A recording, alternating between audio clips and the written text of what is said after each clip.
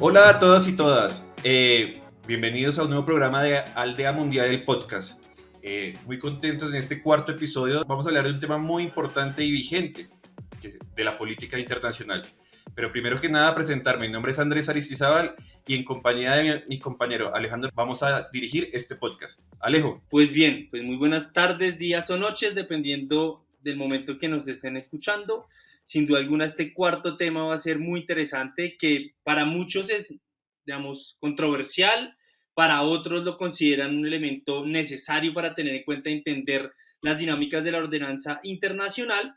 Y pues bueno, vamos a tener un invitado también ya de la casa, que ya nos ha acompañado desde los orígenes de Aldea De Mundial. la casa es porque usted me explota mucho, ¿cierto? Exactamente, porque lo explotamos mucho y pues ya lo presentaremos ahora más adelante, Andrés.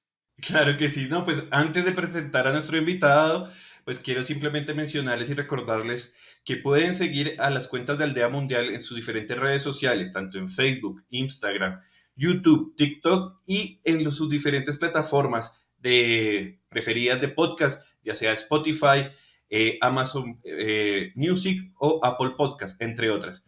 Entonces ahora sí, démosle paso a Alejo y presentemos a nuestro invitado. Listo, pues nuestro invitado, él es Jerónimo Delgado Caicedo, es profesor de estudios africanos sur global, gobernanza global, agenda internacional contemporánea y cooperación sur-sur en el programa de gobierno y relaciones internacionales de la Facultad de Finanzas, Gobierno y Relaciones Internacionales de la Universidad Externa de Colombia. También, así como es profesor de pregrado, también es profesor de la maestría y del doctorado. El profesor Delgado ha sido consultor en temas políticos y relaciones internacionales africanas en el Congreso de la República de Colombia, el Ministerio de Relaciones Exteriores de Colombia y la Unión Africana. Además, ha sido profesor de la Academia Diplomática Augusto Ramírez Ocampo. También ha sido autor y editor de capítulos de libros y artículos en revistas internacionales arbitradas, así como miembro de comités editoriales de revistas especializadas en temas relacionados con estudios africanos, política exterior y cooperación sur-sur. El profesor Delgado además es editor de la revista y director de la revista Oasis de la Universidad Externa de Colombia, miembro fundador y fue presidente del capítulo de Colombia de Asociación Latinoamericana de Estudios Asia-África ALADA, y el año pasado terminó su Secretaría General de ALADA Internacional, así como también es miembro y fundador de la Red Africanista de América Latina, REDAL. Así pues, con esta introducción corta, porque ahí podríamos hablar mucho más de sus producciones académicas de profesor Jerónimo Delgado, por su último libro que hablábamos ahorita en Routledge, sobre Sur Global. Y pues bueno, como bien ustedes lo notaron en la presentación del profesor Delgado, hablamos mucho del Sur-Sur o Sur Global. Profesor Jerónimo, muy buenas tardes, días o noche. Bienvenido otra vez a Aldea Mundial ahora en el podcast. ¿Cómo está? Muy buenas noches porque afuera está oscuro. Muchas gracias por la invitación.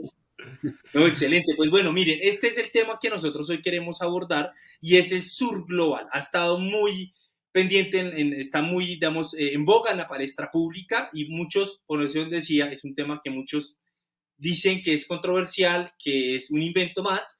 Otros consideran que es una categoría necesaria para entender el mundo. Y para eso, pues Andrés, a ver si nos puede usted ayudarnos con este contexto antes de empezar a dialogar con Jerónimo sobre el sur global. Bueno, ¿qué es el sur global?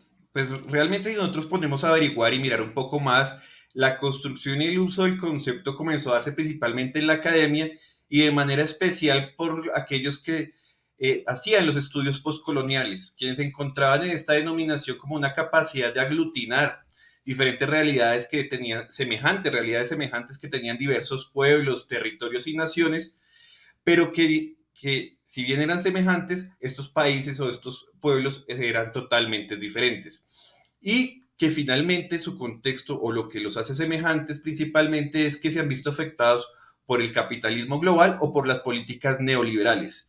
Y el subproducto también es que muchos de ellos fueron colonia de algún imperio o país principal en el sistema internacional. Pero este uso comenzó a extenderse poco a poco a través de diversas organizaciones internacionales. Es por eso que desde Naciones Unidas comenzaron a coger este concepto y lo comenzaron a utilizar para sustituir expresiones o características que, pues, como de una forma políticamente correcta querían cambiar. Conceptos como el de países subdesarrollados o en vía de desarrollo, pero que básicamente esta sustitución del término venía simplemente a reflejar la capacidad económica de cada uno de los estados existentes. Ya si uno quiere hablar de un aspecto un poquito más político del sur global, pues termina siendo como un reemplazo, algunos lo ven como un reemplazo del concepto del tercer mundo, este concepto que surgió en el marco de la Guerra Fría y que lo que buscaba era que unos países que no estaban ni alineados con la Unión Soviética ni con Estados Unidos, pues se conformaran como en un núcleo y esto lo conocemos nosotros como los países no alineados. Pero entonces esto era, digamos, el reemplazo, el sur global reemplazaría a estos no alineados o a este tercer mundo. Sin embargo, en la actualidad este concepto es usado de manera recurrente por diferentes líderes y lideresas mundiales que buscan un espacio para construir agendas internacionales comunes entre diversos estados, pero diferenciándose de los intereses de lo que puede decirse el norte global u occidente. Se promueve ya sea de una visión muy regionalista o mediante la asociación de intereses comunes, como pueden ser, por ejemplo, organizaciones como los BRICS o el G77. Entonces, ¿qué es el sur global? ¿Es solo uno de estos puntos que ya señalé o es algo diferente o es la sumatoria de todos? Pues eso es lo que queremos dar respuesta en este programa a continuación. Y en ese sentido, pues nada, arrancamos con la primera pregunta para Jerónimo. Jerónimo, para ti, ¿qué es el sur global? Yo creo que para poder contestar esa pregunta hay que devolverse un poquito en el tiempo y ver lo que ha ocurrido en el sistema internacional durante las últimas 2, 3 décadas. Si ustedes miran el sistema internacional actual, estamos hablando, creo yo, de el mayor cambio en las estructuras de poder del sistema en los últimos, mejor, no estoy hablando de los últimos años como 20 o 30, sino en los últimos tal vez varios siglos. El hecho de que, si miramos por ejemplo el G20 y lo comparamos con el G8, el hecho de que esos primeros 8 países equivalgan a los 12 siguientes en términos de PIB, en términos de PIB per cápita, en términos de comercio mundial, en términos de población, en términos de un montón de cosas. Quiere decir que tenemos casi una igualdad, casi, la palabra fundamental es casi, una igualdad entre esos 8 países poderosos o principales de los que hablaba usted y los 12 que le siguen. Bueno, los 11 que le siguen más la Unión Europea, más la Unión Africana ahora. De hecho, el ejercicio con la Unión Africana actual no lo he hecho y creo que con la Unión Africana superamos a los 8 primeros, ¿vale? Esto lo que quiere decir es que esa concentración de poder que había en el sistema internacional, y cuando hablo de poder estoy hablando desde economía hasta política hasta lo cultural, que había en el sistema internacional, en esos 7, 8 países de Europa y América del Norte y Asia, con lo que nos habíamos enfrentado durante gran parte del siglo XX, ya no es tal. No estamos hablando de una... A ver, miremoslo claramente. No quiere decir que en todos los casos los países del G8 o los países del norte estén bajando. Quiere decir que los del sur están subiendo y están subiendo un paso mucho más grande que los del norte, ¿vale? En ese orden de ideas, uno mira estadísticas o proyecciones del Banco Mundial, del FMI y demás, y se va a dar cuenta que Estados Unidos, que es hoy la primera potencia del mundo, para 2050 va a ser la tercera, después de China y de India. Y de hecho, no sabemos si va a ser China o India porque hay unas proyecciones que nos hablan de China y otras que nos hablan de India. El cuarto país va a ser Indonesia, el quinto país va a ser Brasil, el sexto país va a ser Rusia, ¿vale? Y ahí seguimos con México, con Indonesia, con países como Pakistán, Irán, Bangladesh, que son Egipto, Turquía, Vietnam, que son países que hoy o hace 10 años podríamos catalogar en esa categoría de la que usted hablaba de países en vías de desarrollo y que resulta que hoy están creciendo a unas tasas, creciendo tanto política como económicamente, como culturalmente. Es decir, hace 15, 20 años era impensable una diplomacia cultural como la nigeriana con Nollywood, por ejemplo, que hoy es el segundo productor de películas del mundo después de India. O era impensable una diplomacia cultural como la surcoreana con el K-pop y las novelas surcoreanas y todo lo demás. Entonces estamos frente a un proceso donde el sur está creciendo, el norte o está disminuyendo o no está creciendo a la misma velocidad. Y lo que tenemos entonces es, como decía usted, una evolución de conceptos. Abandonamos el concepto de tercer mundo, que era un concepto de la Guerra Fría, abandonamos el concepto de países subdesarrollados porque hace referencia a un modelo de desarrollo específico de Occidente, abandonamos el concepto de países en vías de desarrollo porque sigue haciendo referencia a ese concepto, a ese modelo de Occidente de desarrollo. Un desarrollo que además pretende la sociedad de consumo en masa, un modelo de desarrollo que pretende el consumo de bienes de lujo, etcétera, etcétera, que no es aplicable para todo el mundo y que no son los modelos de desarrollo que los países del sur global están siguiendo, o al menos no todos. Y llegamos a un sur global, un concepto de sur global que, como dice usted, nos agrupa países que no son agrupables, pero que sí son agrupables. Y ahí es donde viene el problema. Sí, es ¿Por como qué? una mezcla ahí Porque estamos diferente. hablando de países tan disímiles como Haití, Timor Oriental o Yemen por un lado, frente a países como China, Brasil o Sudáfrica por el otro, ¿vale? Y cuando hablamos de niveles de desarrollo, cualquier desarrollo, no solamente el desarrollo occidental, cuando hablamos de niveles de satisfacción de necesidades básicas, cuando hablamos de un montón de cosas, eh, la diferencia entre Haití y Brasil es radical y la diferencia entre Sudáfrica y Burundi es radical y la diferencia entre China y Timor Oriental es radical, ¿vale? Aún así, todos estos países de los que hablamos del sur global comparten tres cosas, que son vulnerabilidad, retos y dependencias frente al sistema, ¿vale? Y cuando hablamos de vulnerabilidad, retos y dependencias frente al sistema, quiere decir que en mayor o menor medida estos países tienen estos problemas frente a el sistema internacional y frente al norte. Pero lo curioso, lo interesante del concepto de sur global es que ya no está determinado por esa ancla que nos tiraba hacia abajo, hacia el subdesarrollo, o hacia la imposibilidad de desarrollarnos. El sur global nos está hablando de unos países que están creciendo, unos más que otros, pero sobre todo nos está hablando de países del antiguo tercer mundo o países en vías de desarrollo que están solucionando con sus propios recursos y con su propio conocimiento esas vulnerabilidades, retos y dependencias.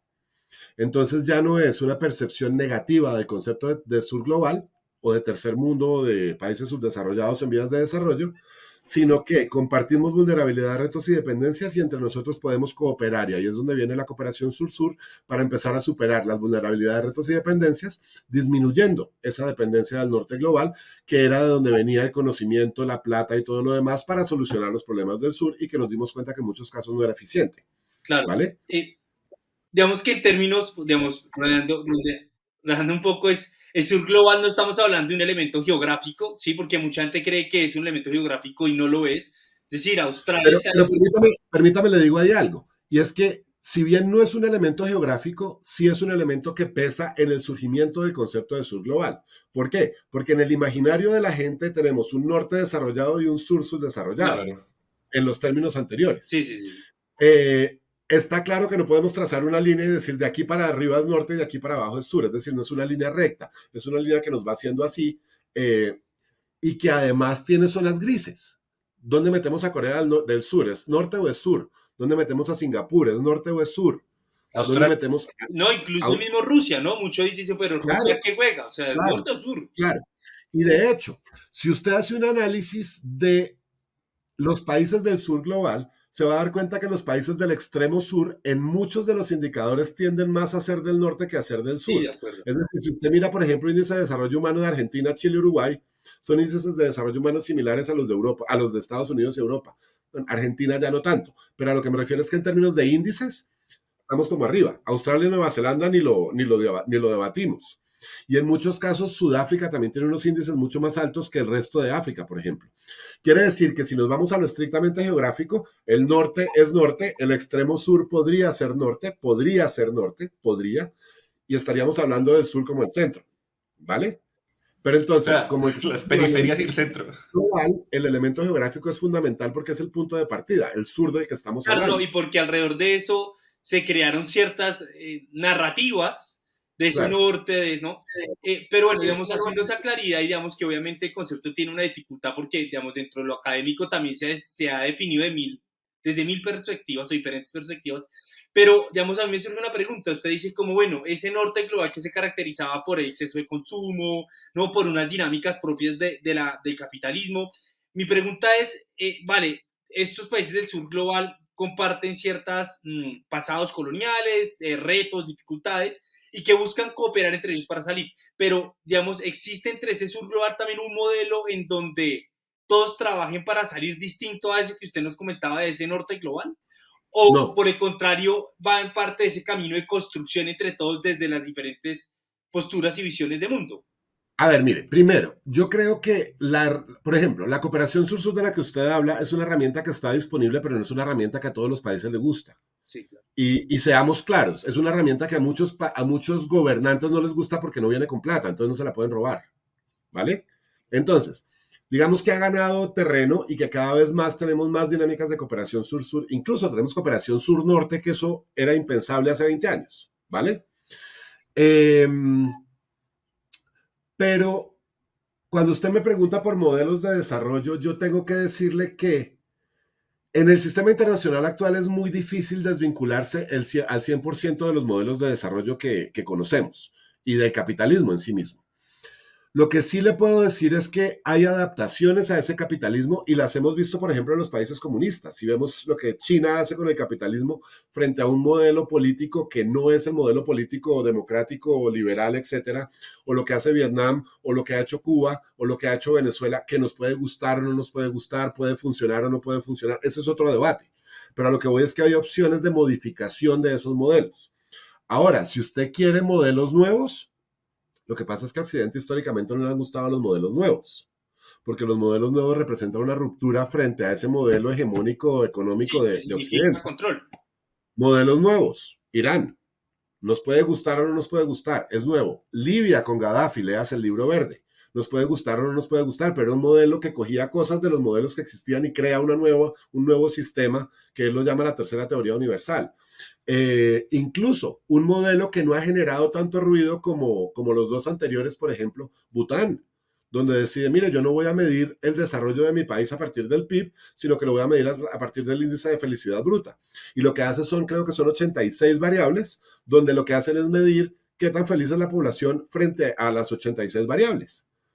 Y entonces le apuntamos a esas 86 variables sin importar si el PIB sube o baja, porque lo que me importa es que la gente esté feliz, no que esté llena de plata. ¿Vale? Y creo que Bután es uno de esos ejemplos de, vamos a pensar cómo podemos repensar este modelo de desarrollo o nuestro propio modelo de desarrollo, ¿vale? Y habrá unos que sigan el modelo de desarrollo de la Escuela de Chicago de los 60 al pie de la letra, y estoy hablando de Singapur, Corea del Sur, Taiwán, por ejemplo, y habrá otros que digan, no, yo no quiero, con las implicaciones que ese yo no quiero tiene. Y ahí estamos hablando de Nicaragua, estamos hablando de Siria, estamos hablando de Venezuela, estamos hablando de... Que claro, es un no en el sistema internacional, pero aún así siguen con gran parte del modelo capitalista, ¿no? Sí, claro, porque ligarse también Entonces, también hay que mirarlo con otros ojos. Claro. A lo que yo voy es, independientemente del modelo, que no es homogéneo ni pretende serlo, ni vamos a decir, mire, este es el nuevo modelo del sur y lo vamos a expandir por todo el mundo, eso no existe, no es posible tampoco. Independientemente de las diferencias que existan entre todos, lo que sí es cierto es que hay una tendencia, no generalizada, pero sí una tendencia que no se había visto antes, a que países del sur global, con adaptaciones de ese modelo, tanto político como económico, como cultural, como social, lo que sea, han logrado unos niveles de ascenso en el sistema y de solución de sus propios problemas adentro que no veíamos en los 70s, en los 80s y en los 90s. Claro. Jerónimo, una cuestión. Cuando tú hablamos del sur global, digamos, hablemos, digamos, de este contexto, digamos, de países heterogéneos, pues son heterogéneos, pero que guardan esta similitud. Tú hablabas un poco del tema de desarrollo, pero finalmente yo como lo veo más, no sé si no me equivoco, es como que se surge un espacio en el cual estos países, un grupo, los países, o un par, o un grupo de ellos, tiene unos problemas comunes y buscan unas soluciones para ese contexto particular que tienen y lo hacen mancomunadamente, ya sea a través de un problema que puede tener acciones de política pública o mancomunadamente buscan una mejor posición dentro del sistema político internacional. No necesariamente tiene que ver eso. Dos cosas. Primero, yo hablé de economía y de modelo de desarrollo económico porque Manuel me preguntó por economía y modelo de desarrollo económico, ¿vale? Pero es una de las múltiples facetas de dimensiones y demás. Ahora, Andrés, cuando usted me pregunta por si lo hacen de forma mancomunada, la respuesta es un no rotundo y categórico. No todos los países del sur global se han montado en este bus del sur global, ¿vale? Lo que sí podemos ver es que los países en sí mismos y con sus recursos están solucionando un montón de problemas. Problemas que están y se vuelven expertos en algo que está relacionado con ese problema que están solucionando. Si usted mira, por ejemplo, la política exterior, la política, perdón, de cooperación internacional de Colombia, usted se va a dar cuenta que Colombia aparece como donante en temas específicos. Sí. Control de drogas, porque nos tocó aprender de control de drogas. Desmovilización, desarme, reinserción, normalización y demás, porque nos tocó aprender de eso y tenemos, si no el mejor, uno de los mejores programas de desmovilización del planeta. Entonces, cuando Burundi, Libia, Yemen, Afganistán, Filipinas o Sri Lanka están buscando desmovilización, vienen a tocar la puerta aquí en Bogotá, porque es de lo que sabemos, ¿vale? Entonces, frente a eso, usted tiene posibilidades de cooperación. Sudáfrica estaba organizando el mundial, se da cuenta que tiene que mover a la gente y se da cuenta que en Bogotá hay un sistema que se llama Transmilenio que les funcionaba bastante bien en 2005, es decir, 5 años antes del mundial. Ya habría que debatir el funcionamiento de Transmilenio, pero eso es otro debate. Y vienen y les enseñamos. O, a ver, iniciativas de cooperación sur-sur hay muchas, pero usted también tiene una aproximación bastante reacia de muchos líderes a esa cooperación. Es decir, yo le pregunto a usted, si tuviéramos que lidiar con el problema de transporte público en Bogotá o de movilidad en Bogotá, una ciudad del sur global, ¿nos conviene más mirar el modelo de Madrid, Londres, París y Nueva York? ¿O nos conviene más mirar a Argel, que acaba de construir metro, y a Addis Abeba, que acaba de construir metro, una línea, y que están funcionando con sistemas alimentadores de esa línea de metro y que saben que no tienen plata para hacer 42 líneas como en Madrid, que no son 42, serán 12, 13, pero a lo que voy es,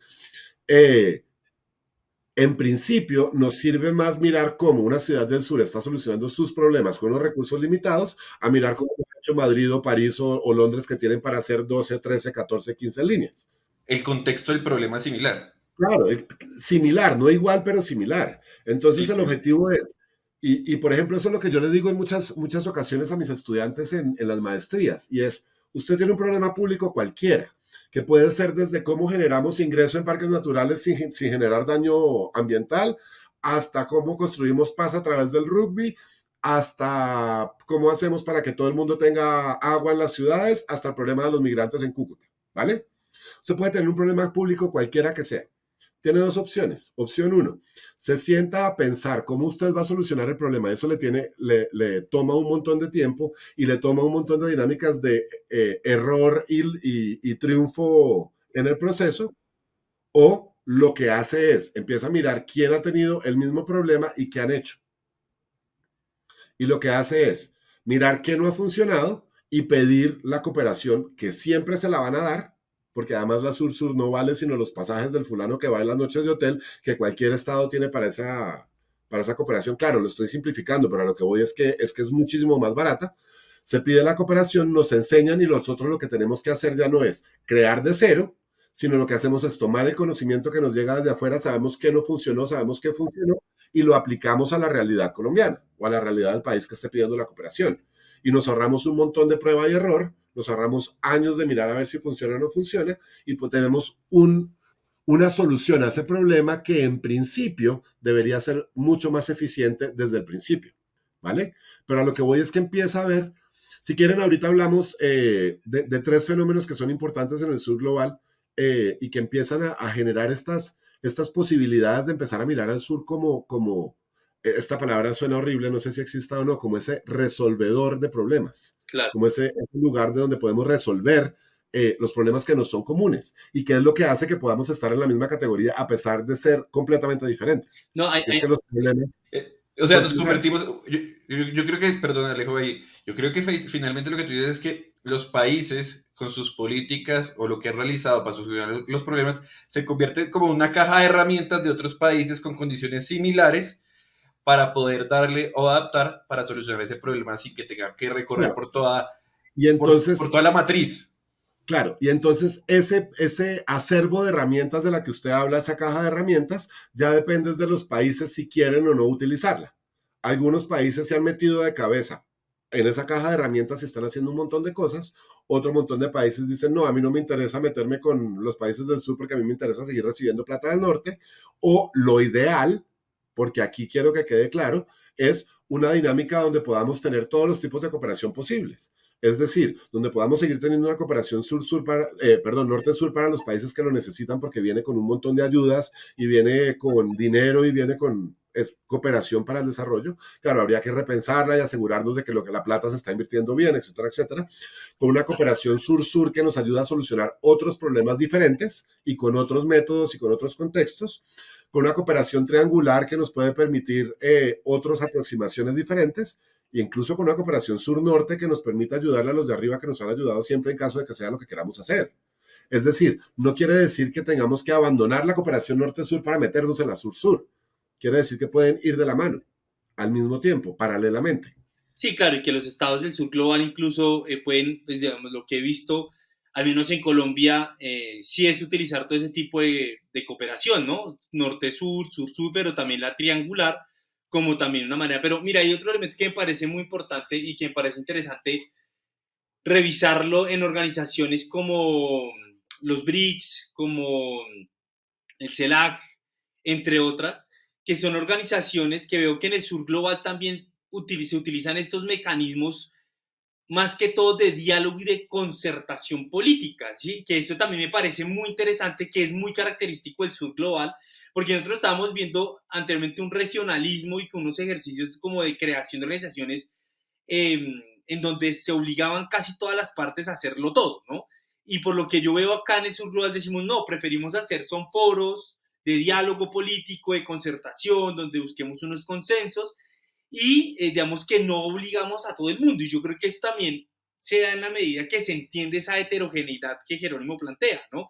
Es decir, somos muy diferentes. Aquí esto no va a ser una camisa de, como se dice muy coloquialmente en Colombia, de 11 varas, donde todo el mundo pues se tiene que obligar y tiene que hacer un montón de sacrificios para adaptarse a eso, sino por el contrario utiliza todos estos foros eh, políticos de concertación que pueden ayudarle a los políticos también tener un poquito más de pragmatismo, si me lo permiten, para poder actuar. Entonces creo que eso también me parece relevante dentro de, de esa nueva interacción de ese sur global y también cómo se articula con otras organizaciones o en otros, no sé, proyectos más globales con una proyección que puede tener un impacto mucho más amplio. Entonces creo que eso es otro elemento que me parece importante del sur global. Claro, es que mire, Manuel, ahora que usted menciona el regionalismo, yo creo que hay tres elementos que tenemos que tener en cuenta. No solo el regionalismo es uno de ellos, pero hay tres elementos que han venido, o tres fenómenos o dinámicas que han venido ocurriendo en el sur global durante las últimas décadas que hacen que el lugar, la posición del sur global en el sistema internacional se altere y mejore, ¿vale? En primer lugar, usted tiene unos procesos de estabilización, pacificación y democratización en muchos lugares del planeta. No es generalizado, pero en muchos lugares del planeta. Si usted lo mira con toda la pacificación, la democratización del cono sur en América Latina, si usted mira con la resolución de conflictos en América Central, en Perú, por ejemplo, si usted mira hoy, América Latina tiene Haití, que está ahí como medio, y podríamos meter a Colombia con las disidencias, el ELN y demás, ¿vale? Pero independientemente de los problemas, ha habido pacificación y ha habido democratización. Si nos vamos a África, es un problema, es un fenómeno que también ocurre. Ha habido unos procesos de pacificación. Angola, Mozambique, Sierra Leona, Liberia, Costa de Marfil, Guinea, se pacificaron. Seguimos teniendo problemas, seguimos teniendo Libia, seguimos teniendo Somalia, seguimos teniendo Sudán, pero la tendencia es que los índices de democratización y de estabilización de África hoy, frente a los de los 80s o 90s, son infinitamente más altos. Lo mismo en Asia, democratización en Corea del Sur, en Singapur, en Taiwán, en todo el sudeste asiático, con excepción de Myanmar, bueno, y Laos. En fin, primero democratización y estabilización y pacificación. Dos, empiezan a surgir países en todo el sur global que empiezan a jalonar. Y ahí tenemos a lo que llamaríamos las grandes potencias del sur y los países secundarios o las potencias secundarias del sur. Póngale el título que usted quiera. En América Latina, indiscutiblemente Brasil y México, indiscutiblemente, ¿vale? Pero luego tiene países que empiezan a ser importantes, Colombia, Chile, Perú, Argentina, que ahora está ahí medio, pero a lo que voy es que hay países importantes. Vámonos a África. Ya no solamente estamos hablando de Sudáfrica, estamos hablando de Nigeria, como los dos grandes, pero tenemos a Egipto, tenemos a Argelia, a Angola, a Senegal, a Uganda, a Kenia, a Tanzania. Es decir, hay un montón de países que están empezando a jalonar en mayor o menor medida. Vámonos a Asia. Ni hablemos de Medio Oriente con Arabia Saudí, Emiratos Árabes, Qatar y demás, de este lado. Pero hablemos de un Kazajstán, por ejemplo. Pero hablemos también de un Tailandia, de un Malasia, de un Vietnam, de un China. Hablemos de China, de Corea del Sur, de Filipinas, de Indonesia. Indonesia es uno que está calladito. Indonesia va a ser la cuarta economía del mundo en 2050. ¿Vale? Y está calladito. Es un fenómeno con las diferencias radicales que tienen Indonesia y China, pero es un fenómeno de política exterior similar. Yo estoy calladito y voy subiendo y voy subiendo y voy subiendo. ¿Vale? Ese segundo punto de estas potencias emergentes que empiezan a jalonar también es fundamental, porque no es lo mismo hablar con la Indonesia de hoy que con la Indonesia de hace 30 años. No es lo mismo hablar con la China y la India de hoy que hablar con la China y la India de hace 30 años. No es lo mismo hablar con el Brasil o la Sudáfrica de hoy que con el Brasil o la Sudáfrica de hace 30 años, ¿vale? Y nos lleva al tercer punto, que era lo que usted mencionaba, y es, no sé si quiero llamarlo integración, aunque sí hay integración, ASEAN, por ejemplo, o el Consejo de Cooperación del Golfo, o la Unión Africana, ¿vale? América Latina es un poco más rezagada en términos de integración que los otros dos. Pero no solamente es integración, son esos foros de diálogo de los que usted habla. BRICS, IPSA, por ejemplo, donde una cosa es, le pongo un ejemplo, una cosa es que ustedes dos sean estudiantes míos y yo les digo, miren, tenemos clase obligatoria el sábado a las 8 de la mañana. Ustedes van porque ya pagaron la maestría, porque les toca, porque si no pierden la materia, pero no porque quieran estar un sábado a las 8 de la mañana en la clase. Una cosa diferente es que ustedes y yo seamos amigos y digamos nos vamos a reunir el sábado a las 3 de la tarde en BBC a tomarnos una cerveza. Vamos porque queremos, no porque nos toca. Y ahí es donde yo creo que está gran parte del éxito de estas asociaciones de países del sur global, porque entonces BRICS, que eran 5, bueno, eran 4, luego meten a Sudáfrica, ahora meten otros 5 o 6 países, entendemos que somos diferentes y que tenemos un montón de realidades diferentes, de intereses diferentes y de aproximaciones diferentes, pero compartimos que el sur tiene que tener un mejor lugar en el sistema internacional y trabajamos en conjunto para eso. Y por ejemplo, para que usted vea, cuando está BRICS, solo BRICS, los 5 iniciales, Brasil, Sudáfrica e India, se dan cuenta que ellos 3 son diferentes a los otros 2. Es decir, que en India y Rusia hay mayores niveles de autoritarismo, que la democracia es cuestionable, etcétera, etcétera. Y ellos 3 se autoperciben como las 3 democracias multirraciales más importantes del mundo en ese momento. Brasil, Sudáfrica e India. Y además son los bichos raros de cada continente. Brasil es el único que habla portugués en una América hispana, América Latina hispana. Sudáfrica era el único blanco en una África negra. India era el único hindú en una Asia esencialmente musulmana alrededor de ellos. Se unen y montan un espacio aparte de BRICS, que no va en contra de BRICS, pero que les permite a ellos tener una cooperación entre los 3 en economía, en educación, cooperación militar, en un montón de cosas, que no se opone a BRICS, pero que les permite a ellos tener un posicionamiento de ellos 3 mucho más importante. Sí, sí, a mí me parece otra cosa clave ahí que menciona Jerónimo, y es el tema, ya hablábamos del regionalismo, digamos, como este tema de foros políticos que los países del sur global, siento yo que se sienten más cómodos en ir ahí, a esos espacios, pero también otra cosa que yo veo que con mucho interés, y es el tema del interregionalismo, porque también cada vez más creo que juega un protagonismo en la medida que el sur global ve, mire, yo creo que podemos como país mejorar nuestras capacidades si trabajamos con nuestros aliados que tienen las mismas características, lo que estaba explicando ahorita Jerónimo, en este foro político. Pero yo veo que hoy la tendencia más es ahora, listo, acá tenemos una proyección como país para mejorar con los iguales, pero ahora queremos interactuar ahora entre esos iguales con otros. Y creo que a mí me parece que eso es muy interesante en la medida que vemos, como usted lo mencionó ahorita, Jerónimo, la integración de la Unión Africana a los BRICS, por ejemplo, o la Unión Africana con el G20, ¿sí? Entonces creo que eso es otro elemento que pues puedo identificar que ese sur global está teniendo también como una manera de movilizador, no solamente de estados dentro de estos foros, sino también la utilización de estos foros para tener una mayor capacidad agencial en otros tipos de foros. Que pueda que esos otros foros lo utilicen para, digamos, democratizar posiblemente el G20, pero que creo que es un gana-gana de ambas partes. Entonces, creo que es otro elemento que pongo en consideración y que me parece interesante. Se la volteo. Se la volteo y es que usted habla de el ingreso de la Unión Africana a el G20. Uh-huh. Demos un paso atrás. Acuérdese cuando el G8 pasó a ser el G20. Sí, claro, 2009. Cuando el G8 pasó a ser el G20, lo que el G8 se dio cuenta era que no podía seguir tomando las decisiones fundamentales del sistema internacional sin Brasil, sin India, sin China, sin Rusia, sin Arabia Saudí, sin Turquía, sin México, sin en ese momento Argentina, sin Indonesia, etc. Una década después, década y media después, se dan cuenta que no pueden seguir tomando decisiones sin la Unión Africana. Yo quiero que aquí nos demos cuenta de algo.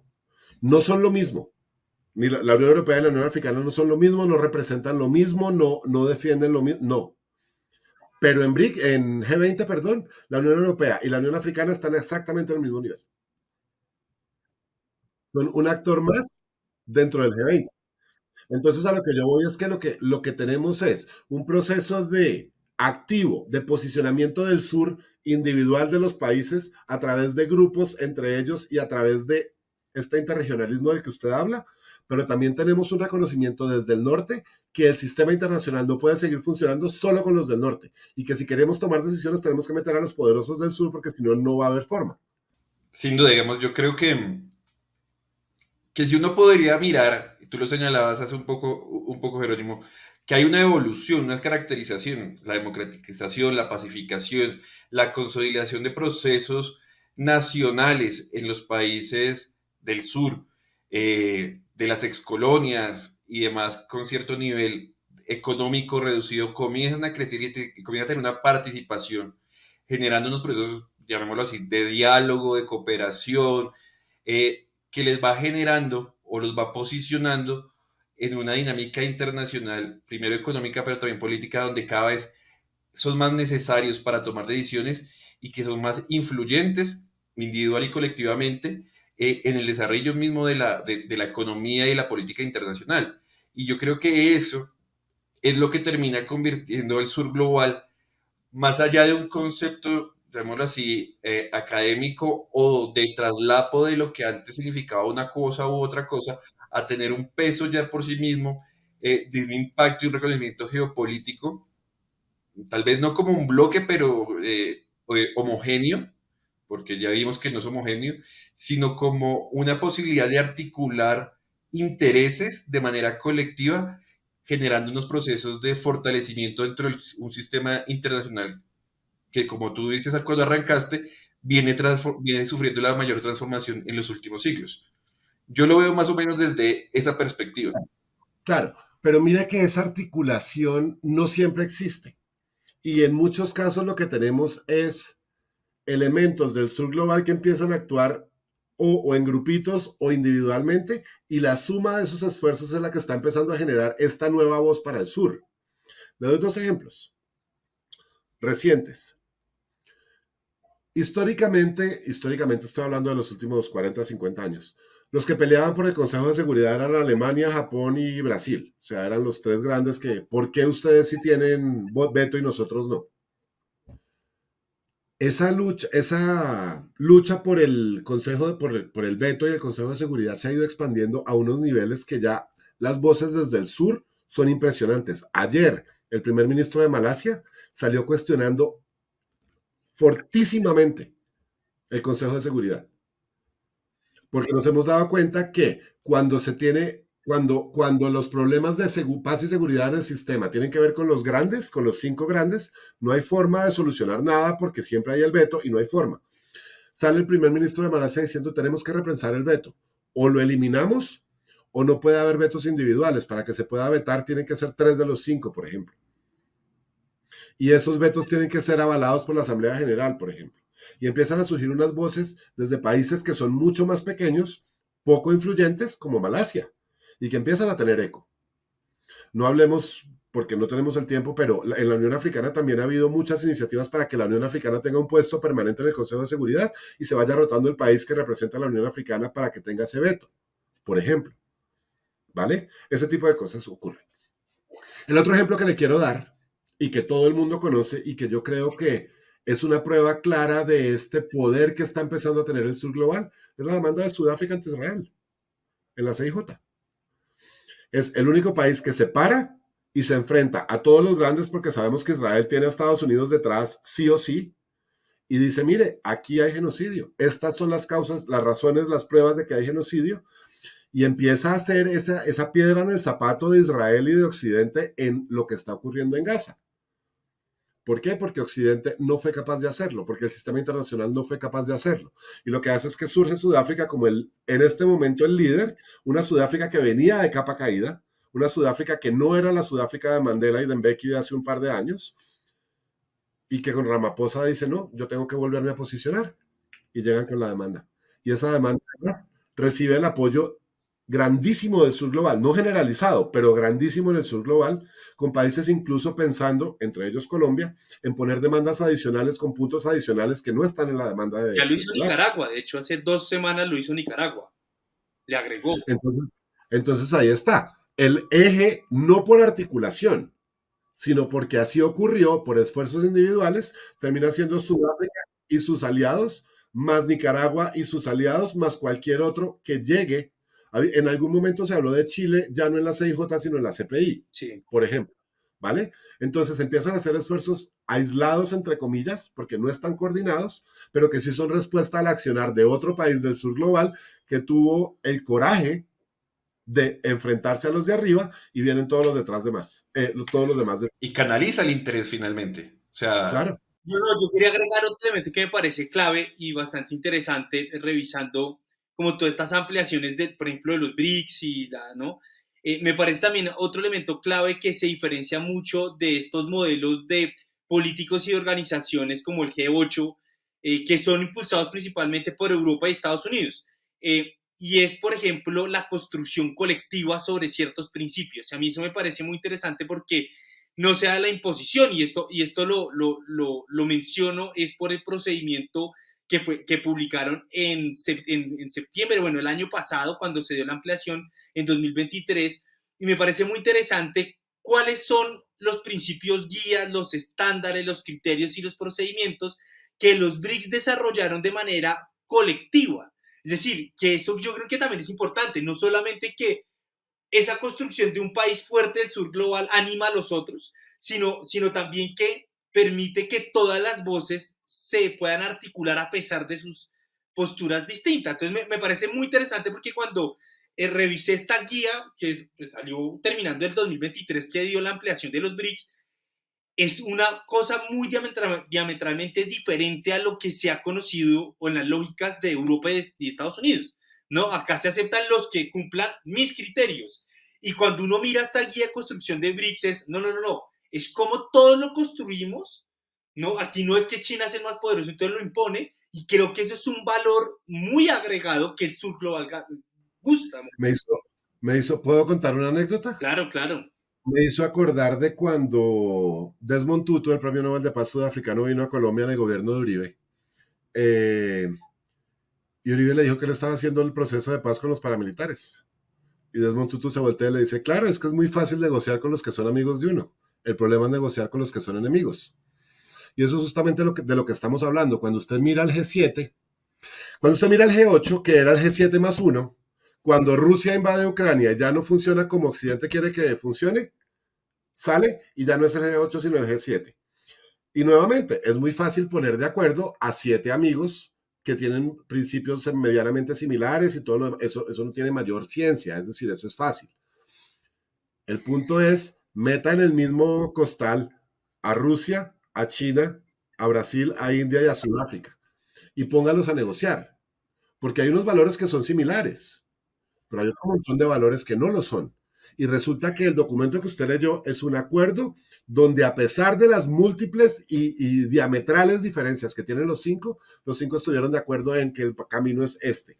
Nadie impuso nada y de hecho, y yo creo que eso fue simbólico e importante, la reunión de BRICS donde se anuncia la ampliación de BRICS y los criterios no se hace con el poder de Rusia en Moscú, no se hace con el poder de China en Beijing, no se hace con el poder de India en Nueva Delhi y no se hace con el poder de Brasil en Brasilia. Se hace en el más chiquito de los BRICS y el vocero, el que lee y el que admite, es Ramaphosa, el presidente de Sudáfrica.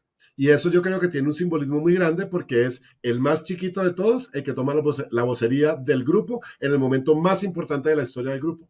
En la casa del más chiquito, porque fue en Johannesburgo.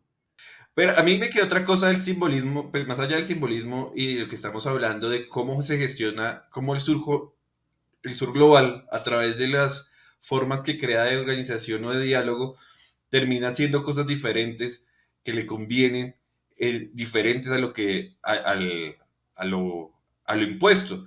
Es Antes para nosotros era supremamente difícil creer que, por ejemplo, en una misma organización de diálogo político continuo podría estar países, en este caso China, inicialmente con India, teniendo unas disputas políticas y territoriales como las tiene, pero cuando usted anuncia los nuevos, tiene Arabia Saudita y a Irán, que técnicamente usted lo puede decir, o lo que nos enseñan cotidianamente cuando uno está en el pregrado es que se odian. No, pues está en Entonces, una competencia eso, de liderazgo regional, ¿no? Legítima, además. sí, pero hay unas disputas, Alejandro, que en la lógica, llamémosla del norte global occidental, no permiten que haya cooperación y diálogo, o sea, que nos hacen verlos como enemigos. Sin embargo, esta forma permite que a pesar de que existen unas diferencias que no se van a eliminar o que no dejan de existir, se permite abrir caminos de diálogo o al menos de pertenecer a un mismo horizonte, si se quiere decir. Sí, exactamente. Debe haber un acuerdo previo, porque digamos, que Irán y Arabia Saudita ambos hayan aceptado, es porque saben que está el otro y aceptan esa Y condición. no solo Irán y Arabia Saudí, si usted mira a los dos africanos que son Egipto y Etiopía, los dos están agarrados en este momento por la represa que Etiopía le hizo al Nilo y que le quitó la mitad del agua a Egipto.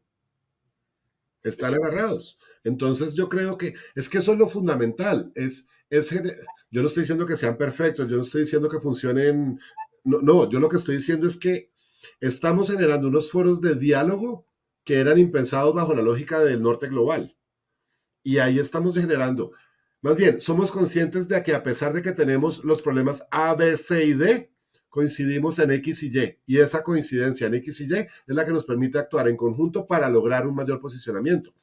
En el proceso trataremos el A, B, C y D, que son los problemas que tenemos, miraremos si podemos solucionar alguno o si definitivamente no se pudieron solucionar, le ponemos hielo encima y nos dedicamos al X y al Y, que es lo que está funcionando. O tendremos la mediación de otro, es decir, hay opciones. Yo quiero hacer una pregunta, jefe, y es, ya hablamos, digamos, de la constructo, ya estamos hablando de cómo se ve en la práctica, cómo el sur global integra un mundo que está transformándose y está volviendo multipolar, pero hablemos un poco cómo es la otredad. O sea, en la investigación para este programa, me topé con muchos artículos y con muchos escritos anglosajones, llamémoslo así, del norte global, que categorizan al sur global simplemente como un discurso, como una narrativa muy caracterizada de tipo progresista, pero que no modifica en nada el statu quo. Yo no lo veo así, pero yo creo que esta lectura que se hace, o que hacen en cierta parte, lo que demuestra es los avances que está teniendo. Y entonces mi pregunta va hacia allá, porque sin duda, si tú debes conocer muy bien, es cuál es la lectura que tienen allá, porque nosotros estamos hablando acá desde, digamos, desde el sur global, desde el sur, con unas lecturas y con unas condiciones particulares, pero desde allá hacen una lectura a veces diferente de la que nosotros mismos hacemos cuando analizamos este tipo de estructuras, comportamientos que hemos venido analizando durante este programa. Ajá. Le voy a contestar con una entrevista que vi ayer. Mejor dicho, no le voy a contestar la pregunta, le voy a contar una historia que vi ayer. Primero, un periodista británico está entrevistando a un alto funcionario del gobierno chino en política exterior. Y la pregunta del periodista británico fue, ¿cómo ve China al Reino Unido? Si lo ve como una amenaza, si lo ve como un enemigo, si lo ve como todas estas palabras que están utilizando para hablar en Occidente de China. Y China se voltea y le dice al periodista, el chino se voltea y le dice al periodista, mire, ¿en qué están compitiendo China y el Reino Unido?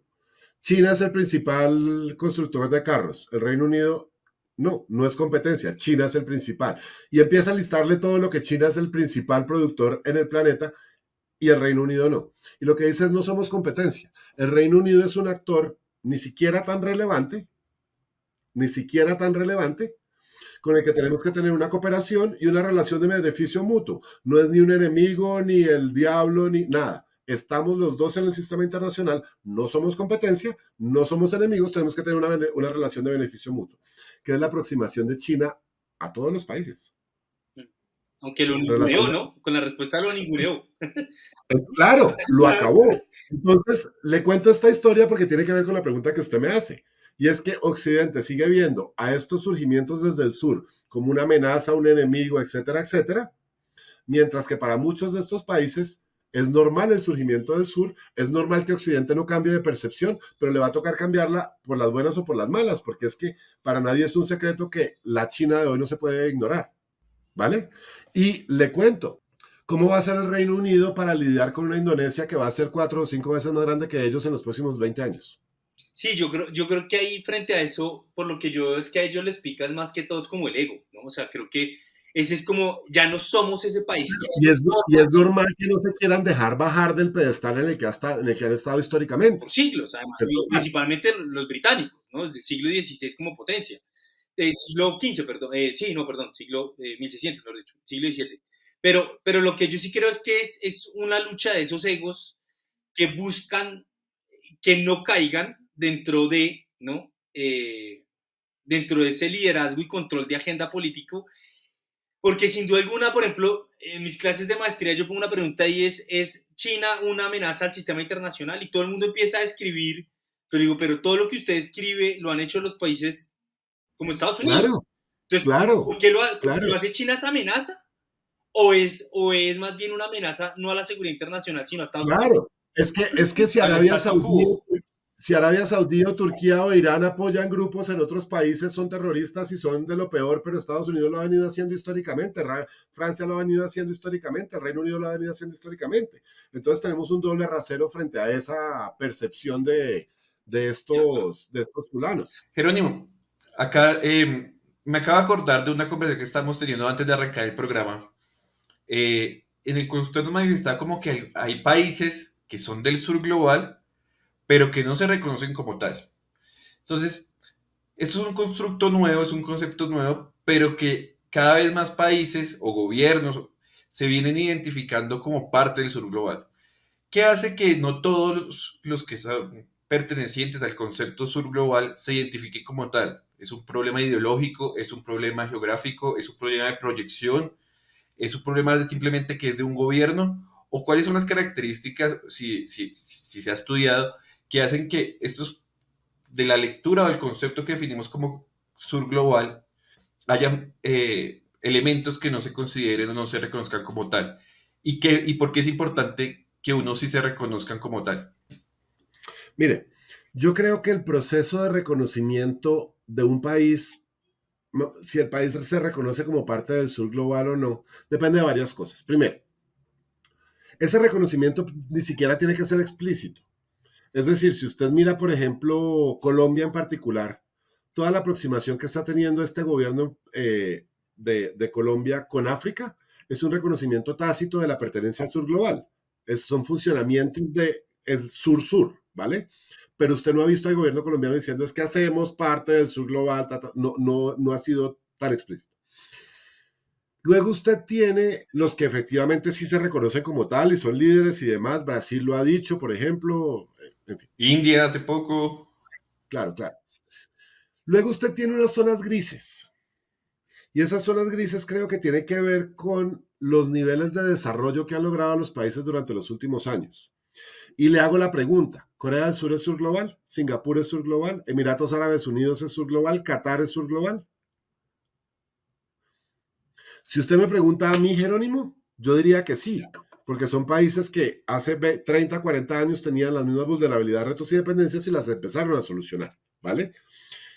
Habría que preguntarles a ellos si hoy son sur global o no, ¿vale? En principio, usted tiene muchas dinámicas de cooperación sur-sur con ellos, pero también empiezan a tener dinámicas de cooperación norte-sur. Su cooperación es con dinero, ¿vale?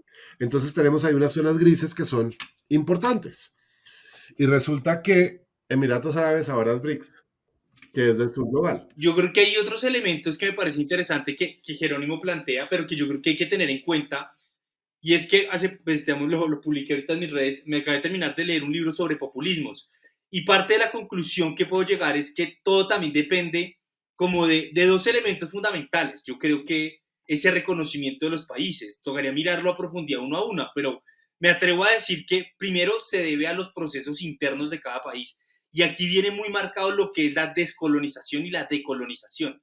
Porque yo creo que también dentro del constructo social de muchos países, les da oso y les da pena decir que son del sur global, ¿no entender?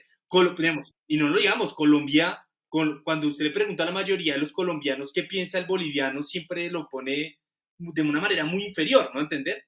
Porque nosotros tenemos un cierto, dentro del imaginario, cierto clasismo de querernos parecer más a los de Estados Unidos, Europa, ¿no es cierto? Entonces yo creo que eso también depende, uno de los procesos internos, no solamente políticos de esa decolonización, o sea, que sí, hubo esa descolonización, pero muchos de los países terminaron también, y las élites políticas tomando esas lógicas de prefiero parecerme a los del norte, quiero seguir teniendo esa relación con Washington, porque es más importante la de Washington que con la, no sé, la de Beijing, ¿no? Mira mi ley, Señor Milley, por ejemplo. mira mi ley. Exacto, por ejemplo. Entonces creo que Y mejor dicho, Milei le habla a Andrés de esa pregunta que usted está hablando. Y es que los países pueden decidir desligarse de ese concepto del sur y de las dinámicas del sur, porque para ellos es mucho más importante esa relación que tienen fuerte con el norte. Y Argentina es un caso de eso, hoy con el gobierno actual. yo sí creo que tenemos que mirar esos constructos muy de constructivismo, muy de las identidades de la sociedad y cómo esa identidad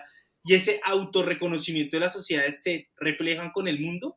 Y que yo creo que hay otros países que, por ejemplo, Sudáfrica, después de todo un proceso del apartheid, dicen, mire, ¿sabe qué? Yo ya lo viví y soy del sur global, punto, ¿me va a entender? China, sin duda alguna, también con Mao, desde Mao, ¿no? Dicen, no, nosotros somos otra cosa. Entonces yo creo que eso depende mucho de los procesos de colonización, pero también de los procesos políticos también. Gobiernos de izquierda, ¿cuántos de estos países han tenido gobiernos donde tienen un discurso un poco más reivindicativo, ¿no? Frente a estos posicionamientos del colonialismo.